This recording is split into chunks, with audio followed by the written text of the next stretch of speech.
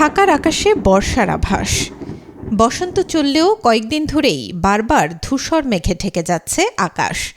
ঈদের সময় হওয়ায় অনেকের জন্যই চিন্তার কারণ হয়ে দাঁড়িয়েছে আকাশের এই অবস্থা।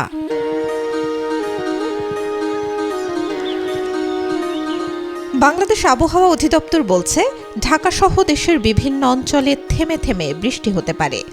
বেশ কিছুদিন আবহাওয়ার এই অবস্থা অব্যাহত থাকার সম্ভাবনা রয়েছে।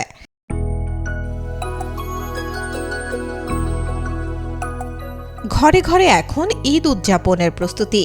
অনেকে শেষ মুহূর্তের কেনাকাটায় ব্যস্ত, আবার অনেকেই ঈদের ছুটিতে বাড়িতে যাবেন।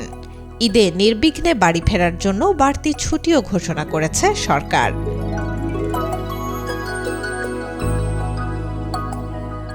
শবে কদর ও ঈদুল ফিতরের ছুটি মিলিয়ে এবার টানা 7 দিন ছুটি পাচ্ছেন সকল সরকারি ও স্বায়ত্তশাসিত প্রতিষ্ঠানের কর্মকর্তা কর্মচারীরা।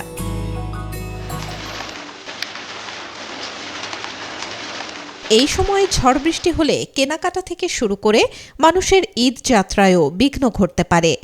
আবার ঈদের দিন বৃষ্টি হলে ঈদের জামাত আয়োজনেও সমস্যা হতে পারে।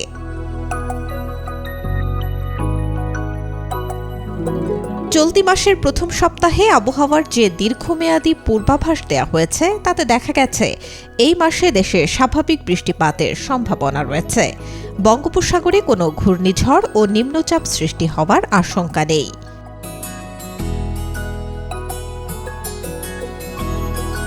আরও বলা হয়, মার্চের শেষ দিকে দেশের পশ্চিম ও দক্ষিণ পশ্চিমাঞ্চলের ওপর দিয়ে 1 থেকে 2টি মৃদু থেকে মাঝারি ধরনের তাপপ্রবাহ বয়ে যেতে পারে।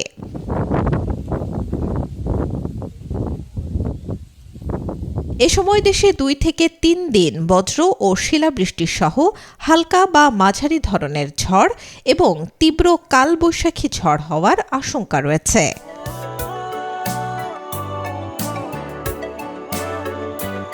বৃষ্টির সম্ভাবনা বেশি দেখা যাচ্ছে আগামী 16 ও 17 March.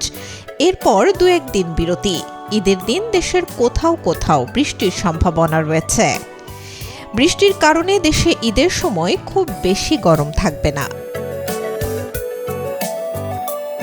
Desk report, B news 24।